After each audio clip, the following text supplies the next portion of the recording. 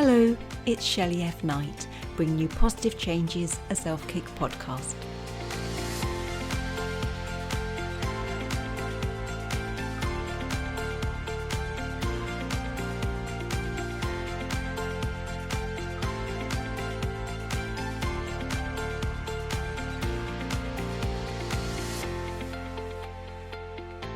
So today on the show, we're joined by Iain Ward. So hello to Iain. Very nice to be on. Thanks for having me. I've got the giggles already, so I'm not even sure how to phrase this. But Iain, please share with us your story of positive change. So, I could look at it as a literal positive, which was a positive test in a prognosis for cancer. But I think more towards the method of looking at it is that most people have told me that I have taken a better objective look at my scenario or my situation than most people would. But I actually don't think most people think of things so negatively as when they get given poor news. They kind of just go, well, let's get on with it. But what I tried to do is, what I'm trying to do is to think, all right, most people when they're young and they get cancer, they can end up doing some really cool things because people kind of just sort of give them a bit of a golden ticket. So I decided, all right, well, maybe I could break a world record in raising money for charity and at least leave that sort of as a legacy behind me. And so far it's been going all right. It's too early to tell though. I don't think it's ever going to be not too early to tell until the marathon actually comes around and there's enough people watching it that it's going to be too up in the air. I'm going to be running and I will not have raised enough money, and by the end I might have raised twice as much. I don't know how it's going to go. Bless you. So your positive change is that you're 31? Yes. And you've been diagnosed with brain cancer? Yep. And the prognosis, what are we talking? So the prognosis is a funny one in a way because on paper, the information that the doctors have, where it's someone who is asymptomatic, meaning that they don't give off any symptoms, and then they get a test, it usually comes from someone who's twice my age, because when you're 62 and you're coming into the retirement years, that's the sort of time where you'll think, I might get a random check on, X kind of disease, Y kind of disease, Z kind of disease. And then sometimes they do come back with, oh, well, you made a right call because you do actually have a tumor here, even though you didn't feel it. Whereas I got mine discovered because I've done medical trials ever since I moved to London. I did medical trials just because they're dead handy and no pun intended. And they pelt you with money for very little effort, and you're ending up doing help for certain diseases. I'm not going to make myself out to be a saint, like that's why I went in, but it's still a nice thing to think of that, like, you're taking my blood and this might help get a vaccine for HIV, which is one of the things that I did. And they always do advanced levels of medical tests on you depending on what sort of drugs they are giving. So in my previous medical trial, they actually it was something for sleep. And so they tested us, they gave us CT scans, lots and lots of CT scans, which detect your brain waves. And nothing actually got detected. And then the next trial that I was going through, which I ended up doing because my manager was not a pleasant man, let's just leave it at that, and ended up cutting shifts off. So I had to make up both. I had extra time and need of cash. So I went back in for another medical trial. They were doing something on a schizophrenia medication, and they needed to be doing it with someone as a control with zero issues. So they gave me an MRI scan, which is a far more advanced scan than a CT scan. And they said, we can't actually take you onto the trial because you've got a tumor. And because I was asymptomatic, they said, don't worry too much about this. This looks benign. This doesn't look like it's actually going to make too much of a difference on your life. You might have to do some testing before you you go driving and you won't be able to do this. Not big deals. So I was more annoyed, being like, and can I get on the trial? And they were like, no, it still is a very serious medical condition that you're going to have to deal with. And I was like, it's good money, man. And then COVID also happened at a kind of an awkward time. And so it was a little bit extended. I was meant to go in, say, about a month after the testing and go into COVID, and go in for my second test with like they insert a radioactive dye, I think, or an irradiated dye, and you're able to see more clearly what's going on. So they gave that the second time around, and then they said, here's the first image, here's the second. It doesn't look like it's much larger, but that actually is significantly larger, because if you can imagine the way a planet would grow, to extend a mile out on a planet is actually quite a lot, because the circle is larger to cover, so more surface area is needed. And so it's the same with a tumor, that more surface area is needed around it. Now, it was actually more like a tissue being converted rather than, say, a grape growing. So they were saying this will require brain surgery. And what we'll do is long story short, you'll have to be awake because it's affecting the area of speech. So almost all brain surgery is done as awake surgery. They say that it doesn't hurt because your brain doesn't have any nervous tissue, so you can't feel it. But they kind of avoid the point where it's like, we still have to cut open your head and like drill a piece of your skull out, which it is painful in a way, but it's more just like, that you can hear certain sounds. And you're just like, I sang a song to myself the whole way through, just like, keep saying this, you'll hear it less if you keep singing the song. And so that wasn't the worst thing in the world. It probably was the most annoying experience I've ever had to go through, but there have been worse hangovers. And so we got through that, and the thing that was most worrying about was, because I'm right-handed, my left temporal lobe affects my speech. If I was left-handed, it would be different. It affects my my speech, my sight, and to a third degree, balance. So I was here being like, I don't want to lose any of them things, really. Everything I do is based around making people laugh or playing sports. And if you're blind and can't talk, you're not going to be good at either of them. So I was just trying to not think about it. And then once the surgery was completed, they said that it would take 6 months to make a recovery, 6 months to a year, based off of how I was speaking during the surgery. And it was done in 6 days. So that was terrific news. But the day that they told me, congratulations, 6 days is incredible, we've done the biopsy on the tumor that we took out, and it turns out that it's not benign at all. It's stage 3, something called a glioblastoma. I always mispronounce that. And so they were saying that's actually, like, you were going to have to do chemotherapy and radiotherapy anyway, but now it's just sort of, you've got more to worry about, essentially. So you have to ask the question. You're never told the question. It's not like in the films. But the way the doctor was talking, I was kind of like, this doesn't sound like this is going to last long. Like, you're not involving like your retirement in this sort of thing. So so how long do I have on paper?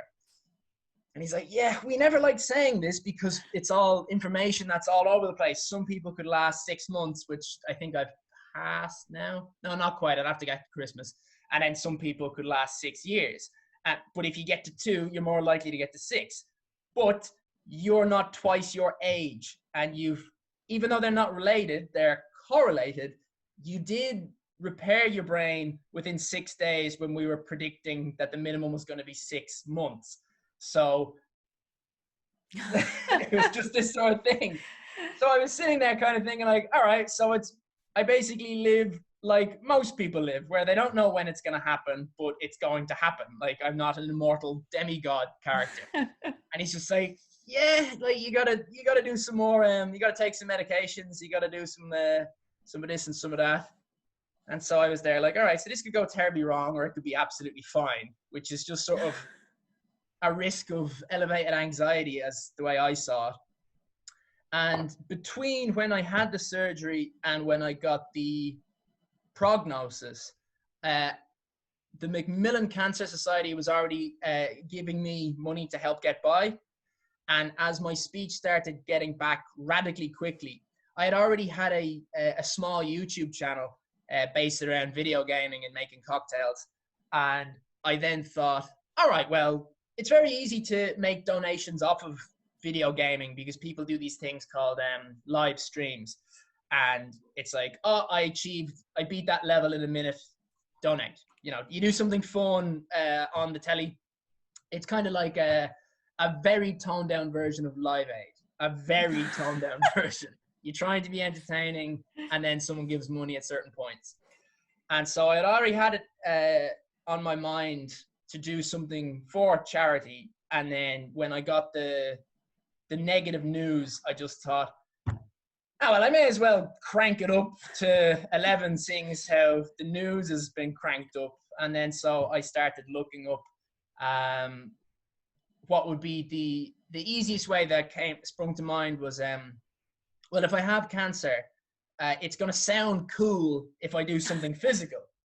So let's look up a marathon, because that's always associated with cancer, and or with charitable giving, I should say. And I had done marathons before, so I thought this isn't going to be too much of an inexperience for me. And so I looked it up, and it was just sort of straight away, this is very fitting. The person who holds the record, he did it in London himself. That's where I live.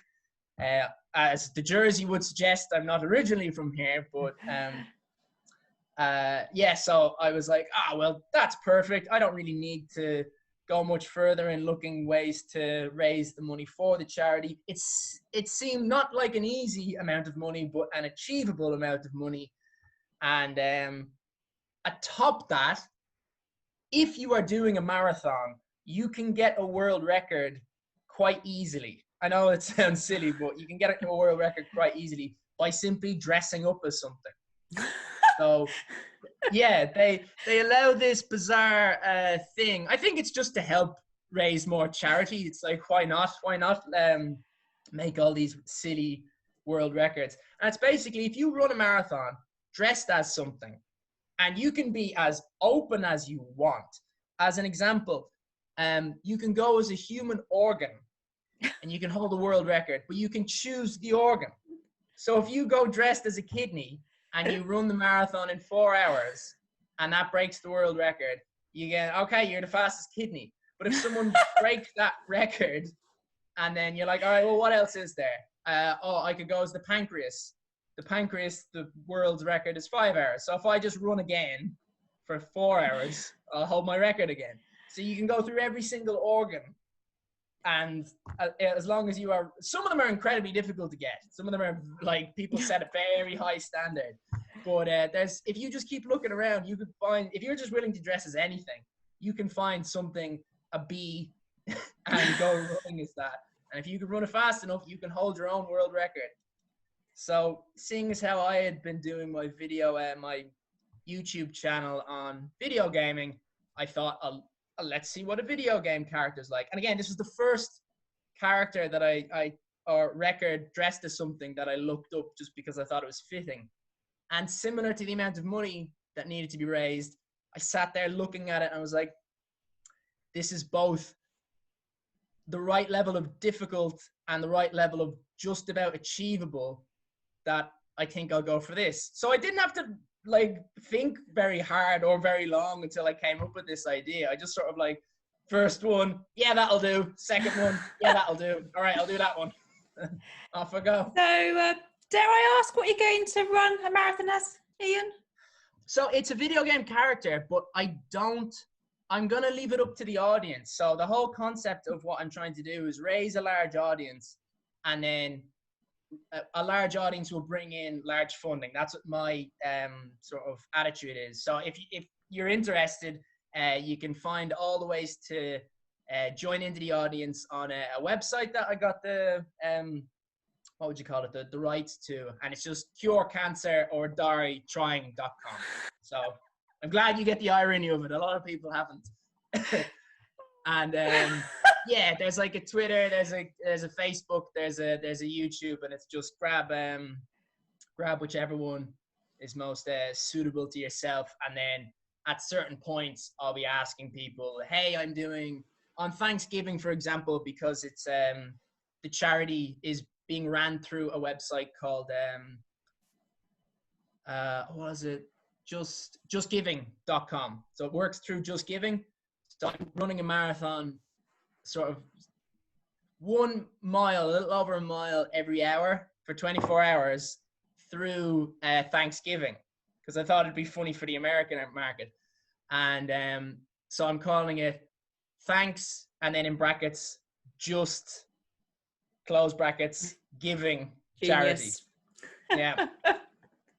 Not without, Genius. they scooped out some of it, but I kept It's still there. Yeah. So you have such a lovely way about you, so positive and humorous, and you've got an Irish accent, so I'm happy. But for many people, like when they get a diagnosis, it's just like they just stop, their life just stops. I don't know if you know, but my background is end-of-life nursing. I was a chemotherapy nurse for many years. And so good old Elisabeth Kubler-Ross spoke about, you know, the 5 stages of grief. And I don't think it always applies when like someone's died and then you have it, but her original research was done, wasn't it, on terminally ill people who had to face their own ending as such. Yeah. So she spoke of like, I can't remember now from my nursing days, denial, anger, bargaining, depression, acceptance. Have you? Yeah, I think most any people of those of my generation would know that from The Simpsons. Oh, okay. There you go. What? Who needs a nursing degree?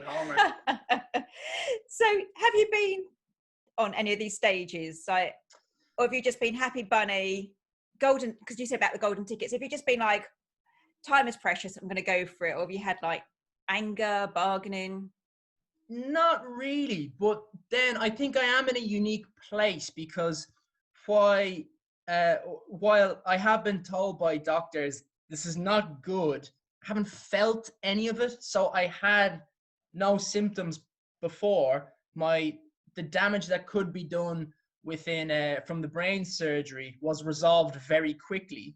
And also, even in the short 6 days where it took to fully recover, the way you lose speech from surgery, it actually it comes in waves. So you'll have 2 hours where you're not able to speak in the most bizarre way you'll ever experience, but you'll be able to do everything else. And then 2 hours later, you'll be back to fine with everything. So I could have, and I had regular conversations with all sorts of people all the time, saying complicated words and no issue. And then it would go back to, I went to the St. George's Hospital in Tooting, and a neurological nurse would come in and do the tests, you know, every 4 hours, and would come in. And at one point I had my laptop and I was playing a video game that was quite complicated to play. It was like chess, but sort of a live version of chess. And so I was playing that. The nurse comes over and goes, "How are you?" I'm, "Yeah, fine." And then she goes, "What's your name?" "Iain Ward." "Where are you?" And I go, "Oh." And I was here, and it took so long, and it's really frustrating because the nurses are always very patient. They don't feed it to you because that's the whole part of the question. But I was here like, it's a hostel, but it's for the sick. I couldn't actually say the word hospital, and I couldn't say St. George's. And I live in Tooting, so it's like, it's not far, and it's never been far from my thoughts. So it took so long, and then I was here like, oh God. And then went back to playing my chess, and I was fine, absolutely fine. So like, your brain is so compartmentalized that damage to one bit just will not affect another part. It's not like I don't know, like it's not like getting drunk where several things are all put down and loads of things don't work at the same time. This is just one little thing that doesn't quite work right. So it's very strange. And so once I never felt too upset over it, because even while it was really bad, I kind of knew this will pass fairly quickly. Like my mom was overseeing me at one point, and we were watching a film, and I was just looking at the screen, and then I realized I have no idea what anyone is saying. And so I just got up and was like, Mom, I'm just gonna like go lie down for a couple of hours and I'll come back in. And I did that exact thing, came back in, and then everything made sense. So when you kind of know this will pass, it's not too depressing because it's not going to last long. And the same thing with the negative effects of all the symptoms that I've had recently were all from taking chemo medication and taking radiotherapy. And so they said, like, I kind of keep my hair cut tight so you can't see it too much, but you can probably see there's a patch there of hair loss.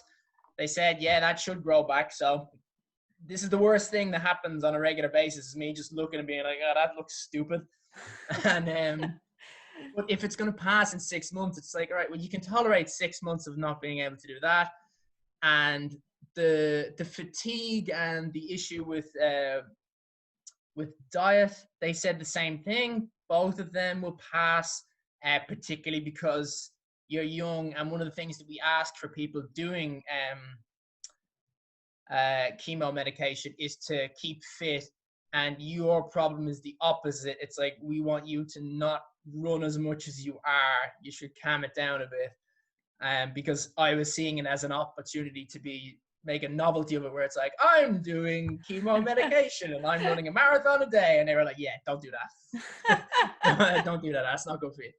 So it's all these sort of things that are not affecting me. So it's difficult to get upset about something that isn't there. Whereas if every day I felt something diminish, I think I could 100% fall into, the anger, the depression, and the other three. But I guess I might be in some sort of super denial of the whole situation. That's very honest. Yeah. Bless you. You said something really powerful earlier. You said, like, we're all dying, but we don't all know our expiry date. So what's the biggest, because you have that awareness, there's a finish line, both in the marathon and in life, obviously. So you speak about a golden ticket. What is the biggest difference in your life before diagnosis and now? Not a huge lot, other than, in a way, it like something that was, I wouldn't say causing me depression, but something that was causing a sort of feeling of, what's the point in getting up today? Like, I was never really a hugely depressive person, but like sort of felt like there wasn't a huge purpose. Like, I would watch, there's a brilliant Netflix show called The Defiant Ones. And one of the people involved is Dr. Dre. And so Dr. Dre, very early in his life, he was like, music, nothing else, music. I will not do this. I will not do that. It is just music. And he sort of tells it like it's a negative thing. And I'm like, and he comes from Compton, a very underprivileged part. I come from Clontarf, like polar opposites, absolute polar opposites. And in a way, like, this may sound like I'm a privileged ponce, but like, I would look at it and be like, I wish I had that. I wish I had, from a child, do this, nothing else, laser focused. And it was always sort of dipping my finger in this. And it's like, nah, I don't like that. Dipping my finger in that. I don't like this. And then dip my finger in this and be like, this is okay. It's better than the other two, I guess. But in a way, after the diagnosis, it's both giving me like an open door to do certain things and to have a momentum that will naturally come with it, and a set goal that could be set, and a lot of pressure is then put on that. So I now have the opposite feeling every day, where it's more pressure to, you need to be busy right now. If you're going to achieve that thing, you need to be working right now, every single day. There's never a time where you can just take 100% day off. you've always got to do some little thing. You've got to get a camera out and document that you're feeling awful. And it's like, I'm taking a day off here. But it's like, in doing so, I'm not taking a day off. So like, always find something that is making a positive impact for the end goal. And whether it's achieved by 2022 or not, what happens next is going to be directly related to what happened before. So it will either be, okay, I didn't raise enough money, so I'm just going to try again next year. And I'm going to keep doing that until I get that, the finalized amount of money. And then if that's achieved, well, I'll have an audience of people that like giving money to charities. So I'll look for another charity of some other different kind. I'll have a reason to get up every day because I love weird, challenging projects. I've always been doing them my entire life for no reason other than I'm going to do this because I have the ability to do it. So why not? Like fasting, I tried to fast for a week before just to see could I do it, and that sort of thing. So if I could do that same sort of thing, but now have not so much what I'm doing is a novelty, but it is for something of significant meaning. I think that's a terrific way to be able to live a life. Do something stupid and you're helping millions. It's justifiable, isn't it? It's quite justifiable. Yeah. Yeah. I'm not trying to make out like I'm a giant saint and this is like, I need to help the kids. Like, I'm not that much of a really, wholeheartedly Mother Theresa, even though she's not really that nice of a person if you look at the history, kind of person. But it's still a great thing to be able to help someone else and be like, wow, this was easy. This was fun. Why wouldn't you? I quite like the sound of Saint Iain. I'm very curious about Mother Theresa now. Yeah. I just love it. Do your friends and family treat you any differently? No, I would be very angry if they did. That would get you in your anger stage of grief. It would really irritate me. Like, I'm trying to think who does it, if anyone does it. Yeah, my dad didn't really handle the situation the right way, and it was very annoying. I asked everyone in my family post-surgery, like just put everybody into a big WhatsApp group. And so when I'm able to talk, I'll be able to talk to everyone in one go. So I'll be able to say, I'm fine. And like, I'm Irish, so I have a stereotypically gigantic family. I go to weddings and I have to talk to the cousins that I'm more close to. What's that cousin's name again? But I thought that was Jerry. No, that's Barry. And like, it goes on like that for hours. And so I wanted to be able to speak to my family in one sentence because I'd be able to physically write the sentences only at certain points. And my dad would keep talking to me individually and asking questions, and I kept answering his questions in the larger family suit. And then it almost, because he kept messaging me, that no one else in my family would message the big group. So I kept having to write back or not write back to people because I just didn't know how to write. So this became this big individual thing. And it was like, keep trying to push everyone back in, like keep them all in one audience so I can go, I'm fine. And then go to sleep or whatever. Sounds like sheep rearing, just trying to get everyone into the group. Just get everyone exactly, in. Exactly, yeah. So again, I'm picking hairs. That's the only thing that anyone has done that wound me up at all. Outside of that, there's been very little difference, very little change. People have still made fun of me. I would be deeply upset if that didn't happen. One of the lads was saying, when did they actually know when you got this tumor? Because it would certainly explain a lot over your life. That sounds like a really good friend. Yeah, it is. So, like, they always speak about like the regrets of the dying or the life lessons from the dying, and it used to be things like, be happier, connect to something bigger than yourself, I don't know, speak your truth and things like that. Do you have like a big valuable life lesson that you've learned along the way? My biggest regrets were always just, I'll start something up and I'll think, I wish I had done this earlier. But they're just things that, it sort of takes your life to discover them. setting up a YouTube channel, for one example, that would have been great to have done ages ago, because I wouldn't have had to work so hard to have like get an audience. Because what we the reason that me and my housemate started one was based off of we were doing something ourselves where we got 3 posters, and one was for albums, one was for video games, and one was for cocktails. And the rules were that you use this, so like you assigned like A, B, C, D down this way, and then 1, 2, 3 up to 10. And so A1 would be here, A2 would be here, 3, 4, 5, B here, B line here. And so you'd have to go like C7 on the album, C7 on the game, C7 on the cocktail. And you would have to do all 3 at the same time, even if it was a terrible match. And so we were just doing that ourselves, and it was a bit of fun. And during it, I then thought, we should just put a camera like just there, and then start recording the videos and putting them up on YouTube, because if this is fun for us, it'll probably be fun for some other people as well. So why not? And after doing it, I realized that there's a reason we didn't do it, because it's way harder than it looks. It looks like it's just camera there, play the video game, and then you'll upload it. It's not. It's significantly more tricky than that. But I look back and I think, God, I wish I was doing that, 10 years ago. That would have been really handy. I wish I had played rugby all the way through high school instead of just 4 of the years, yeah.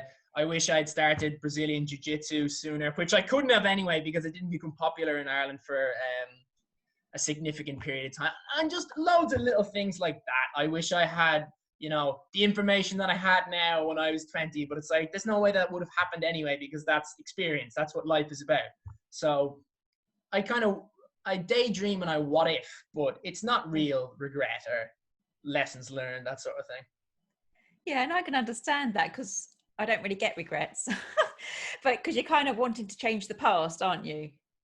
If you regret it. In a way, but then I wouldn't have learned from it either. Yeah, and I think everything's kind of experience. And I think like what a lot of my dying patients said was they didn't regret the things they did do, they regretted the things they didn't. So like, the opportunities they didn't take. Do you think that's true? In terms of things that I didn't do, I think I've tried most of it. I don't think there's much. This is probably bad advice now, but I think I would have Surely liked to have tried a psychedelic drug before I got brain issues, because now it's like, it's not meant to be unhealthy for you now or when you've got a healthy brain, but maybe don't chance it when you don't go off and do ayahuasca if you have brain cancer. Probably not the best idea. Unless you're raising money for charity, you never know. This could completely chemicize my head. Here we go. Let's do it live. Coming to YouTube soon. Yeah, I'm sure it probably exists somewhere. I'd imagine it also gets taken down, because while it's not illegal to actually do that in Peru because it's a local substance, I'm pretty sure it would be interpreted as you're taking drugs live on YouTube that children could see and be like, hey, I'll do that. Yeah. Probably not in tooting. Some dodgy looking guy on a corner near a house. Hey, do you have ayahuasca? Yeah, sure. Here it is. Give me money and take that. No, maybe not. Maybe just stick to the albums and the cocktails. Perhaps not, yeah. Bless you. I just love it. I mean, as I say, I used to work as a chemotherapy nurse for many years and worked with people at end of life. And there was definitely a divide between those who got a diagnosis and would just be like, oh my God, that's it, I'm done. And those with the most amazing human spirits, you know what I mean? That were just sort of like, not necessarily fight and overcome the cancer, because, there's a lot of, it is what it is, it's progressive. But that what you're doing, that kind of like just really living your best life as best as you can. And I just love the positivity. And I really hope there's people out there living with illness and things like that. They just feel really inspired by you. Not the drugs, that's optional, but well, maybe. Disclaimer. What's that film Little Miss Sunshine, where there's the the grandfather, and he does heroin, but he's a nice granddad. And he's there and he's talking to his grandson. He's like, you'd be crazy to do it at your age. You'd be crazy not to do it at my age. So he's like taking it, but advising his grandson, don't do this. This is bad for you.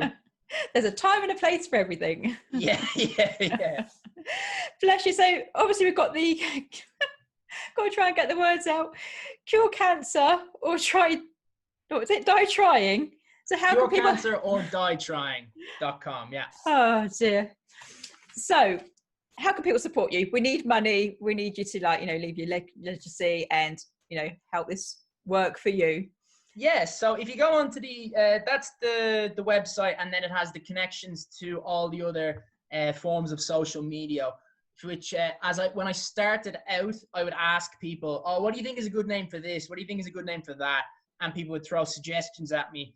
And the ones that I found funny or clever, I'd be like, oh, that's good. I'll use that. And it was only I made them all and then started trying to remind people what they were. And it was only when I was doing that I realized it's a terrible idea, because oh no, they're all different names. So then that's where I came up with the website, because if you go on the website, you can see the Twitter, you can see the YouTube, you can see the Facebook. At the moment, the YouTube and the Facebook profiles are definitely the ones that I use the most. If you're on Twitter, they're just things that I've done on Facebook and YouTube that then get reposted. I don't really do much on Twitter other than that. But everyone uses their own thing usually.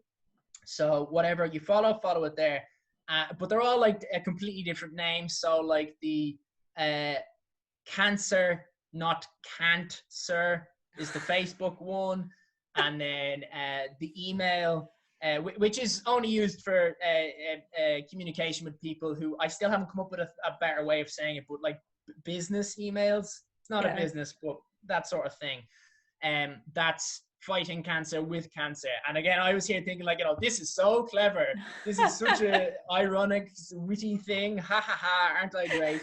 And then afterwards, this is so impractical. Everything should have just been your name, you idiot, because then it would have been really clear and obvious. But no, not me. Had to put my own thumbprint on it in some way. My name wasn't clearly enough. So that's the easiest way. And then if you go into there's Just Giving pages that are listed, and I don't get any of that money. That goes directly to the 4 charities that are all related to cancer research. The only reason that there's 4 is because I was thinking that it would be done through social media, which can kind of pick up in all parts of the world that I have no control over whatsoever. So I may as well make it as appealing to a mass audience as possible. So there's a research one in Australia, there's a research one in America, Ireland, and the UK. So it's just, and again, same thing, spreads out the currency. If you want to only donate in a certain currency, you've got the option of 4. So you just pick the one. I'm hoping that the Guinness World Records will mass that all together and say, okay, this was for 4 different charities, but you did raise this much money for 4 charities that are all collectively trying to do the same thing, which is cancer betterment in some regard. Bless you. So this is what I want to do, Ian, if I'm honest. Where can we vote for what body organ you dress up as? Is that on the website? Oh, I'm not going I might do it for a marathon. Clearly it's got to be the brain. Surely it's got to be the brain. Well, I don't know. I don't think you're an obvious kind of guy. I was thinking so the outfit that is up for choice is a video game character. However, the thing is that I'm gonna have to limit the video game characters that are up for option, because the marathon needs to be run faster than 2 hours 57 minutes. That's the record that someone has for dressing up as Link from the Zelda games. And so I'm going to have to dress as something that is not going to be hard to run in. So probably some soldier or someone who doesn't wear a lot of clothes, but might have to, the option is still there because it's England. It's England in April. So it could be quite hot, or it could be bucketing rain, or it could be freezing. It could be anything. I think 2017 or 2018, it was snowing in March. So I don't know. I think what I'm going to have to do is closer to the day, I'm going to have speak to all the audience eye, or whatever way you want to think of it, and post up photos and be like, if you want it to be this person, if you want it to be that person, if you want to be that person over there, you've got to auction it. So you've got to show with donations, and whatever character gets donated the most, right? That's the one I'm going to be then tomorrow, hell or high water, and see how that works. It could massively backfire. But if I go as Pac-Man, there's no way I'm going to run that in like under 3 hours. No way. I was kind of thinking like Sonic the Hedgehog, because they're really quick, aren't they? It would certainly look good, but if I could actually do it, I'd have to be super, like, I'd have to be Sonic. I'd have to be so fast to do it. But that, maybe you could kind of get away with that, I think, if you just wore like a onesie that was blue and maybe some sort of a wig. That's not a bad option, thinking about it. White gloves. There you go, job done. It's a bit of a fine line. You might look like a Smurf. Yeah, it might. That's the other thing, though. Yeah. If I don't commit fully, I might end up looking crap, and then it's just like, he's not really dressed as a video game character. He looks like a bad Power Ranger rather than Sonic. Who's that piece of blue tack on legs?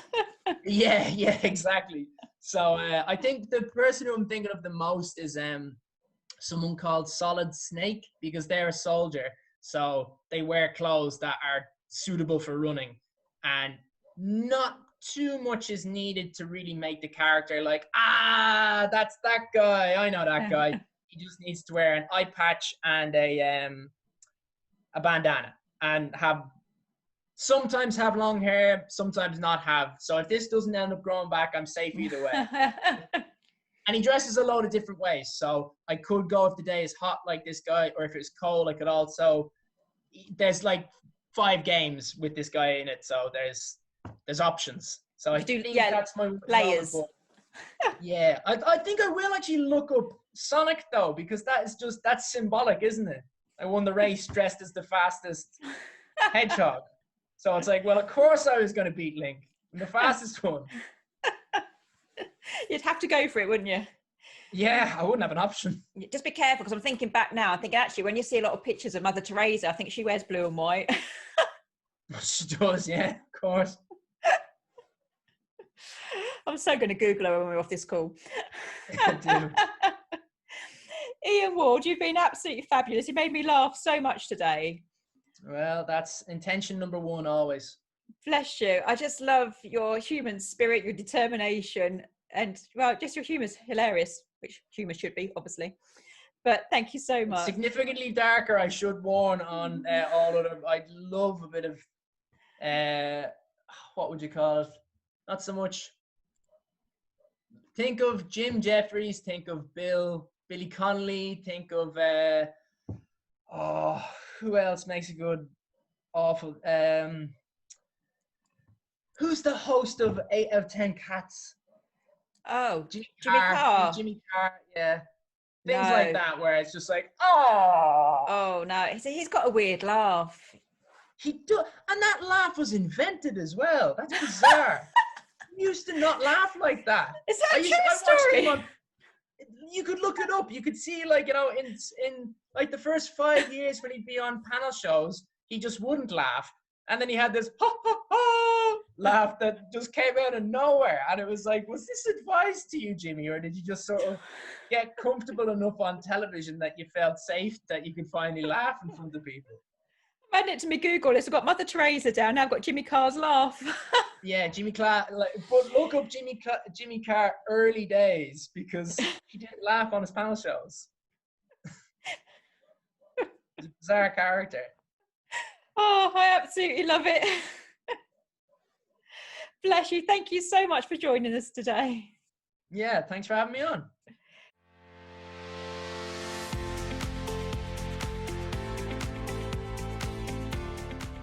If you enjoyed today's episode, please ensure you subscribe and do leave a positive review.